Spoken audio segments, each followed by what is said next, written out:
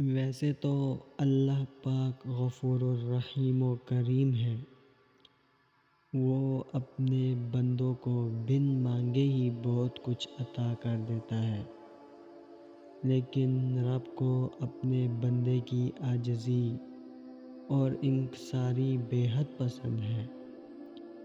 اس لیے اللہ نے اپنے محبوب صلی اللہ علیہ وسلم کے ذریعے نہ صرف اپنے بندوں تک دعا مانگنے کا پیغام پہنچایا، بلکہ ساتھ ہی وہ تمام عوامل بھی بتا دیے ہیں جو کہ دعا کی قبولیت اور مسترد ہونے کا سبب بن سکتے ہیں۔ مثلاً حرام کمائی کھانے والے کی دعا قبول نہ ہوگی۔ صرف یہی نہیں بلکہ اللہ کے حبیب صلی اللہ علیہ وسلم نے وہ خصوصی اوقات بھی بتا دیے ہیں جو دعا کو رد نہیں ہونے دیتے، جن میں سب سے پہلے تہجد کے وقت مانگی گئی دعا کا ذکر ہے۔ تہجد کے وقت سے مراد رات کا آخری پہر ہے۔ اس وقت کی نیند سب سے گہری اور نہ ٹوٹنے والی ہوتی ہے، مگر جب کوئی بندہ اس وقت میں اپنی نیند کی قربانی دے کر اپنے رب کی بارگاہ میں کھڑا ہوتا ہے تو حدیث کے مطابق اس کا رب ضرور سنتا ہے اور بندے کی خواہش کو ضرور پورا کرتا ہے۔ افطار کے وقت مانگی گئی دعا۔ روزہ کی حالت میں اللہ کی خاطر بندہ جب بھوک پیاس برداشت کرتا ہے تو وہ اللہ کے بہت قریب ہو جاتا ہے۔ اس وقت اللہ فرماتا ہے کہ اس کو اس کی عبادت کا اجر میں خود دوں گا۔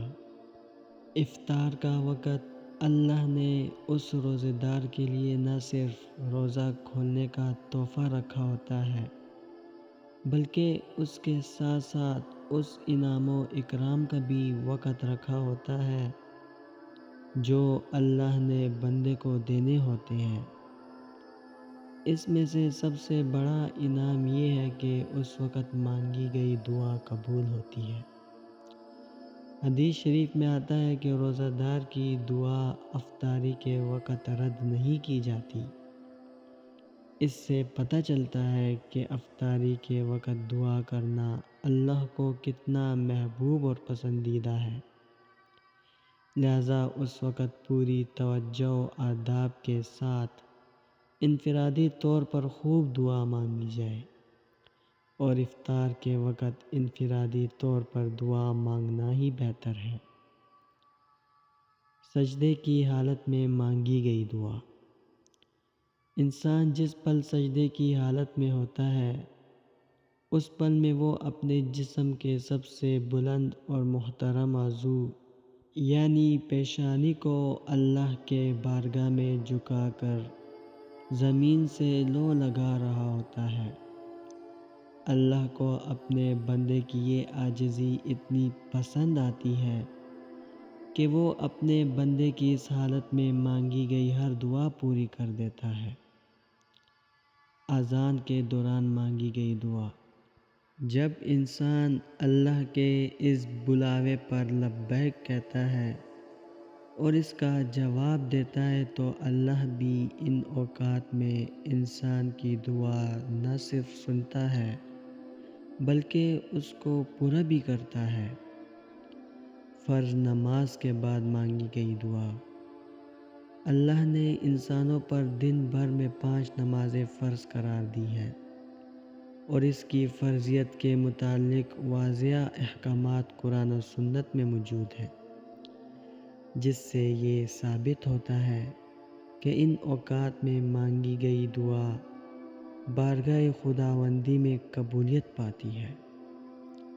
بارش کے بعد مانگی گئی دعا۔ بارش اللہ کی وہ رحمت ہے جو کہ اس پیاسی زمین کو سیراب کرتی ہے، چرند پرند غرض ہر مخلوق کے لیے خوشی کا سبب اور رحمت بن کر برستی ہے۔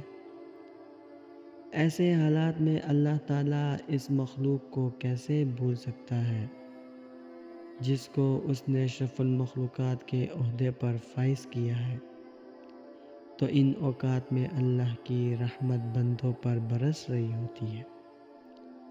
سفر کے وقت دعا۔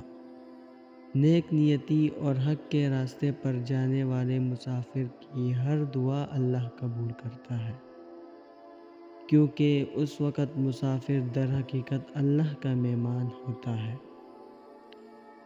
درود شریف پڑھنے کے بعد دعا۔ درود شریف کے متعلق کہا جاتا ہے کہ یہ وہ واحد فعل ہے جو اللہ تعالیٰ خود بھی کرتے ہیں۔